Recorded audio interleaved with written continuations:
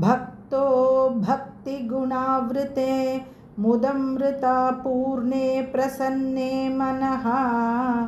कुम्भे साम्ब तवाङ्घ्रिपल्लवयुगं संस्थाप्य संवित्फलं सत्वं मन्त्रमुदीरयन् निजशरीरागारशुद्धिं वहन् पुण्याहं प्रकटीकरोमि रुचिरं कल्याणमापादयन् आम्नायाम्बुधिमादरेण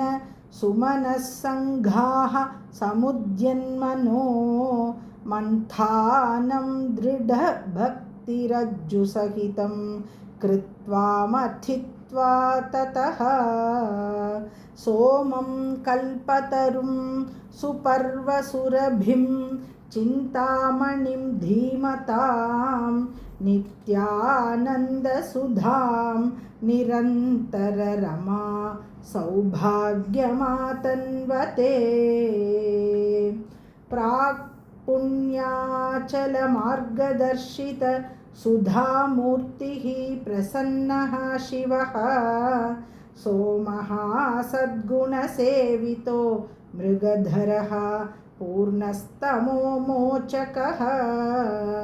चेतः पुष्करलक्षितो भवति चेत् आनन्दपाथो निधिः प्रागल्भ्येन विजृम्भते सुमनसां वृत्तिस्तदा जायते धर्मो मे चतुरङ्घ्रिकः सुचरितः पापं विनाशं गतं कामक्रोधमदादयो विगलिताः कालाः सुखाविष्कृताः ज्ञानानन्दमहौषधिः सुफलिता कैवल्यनाथे सदा मान्ये मानसपुण्डरीकनगरे राजावतंसे स्थिते धीयन्त्रेण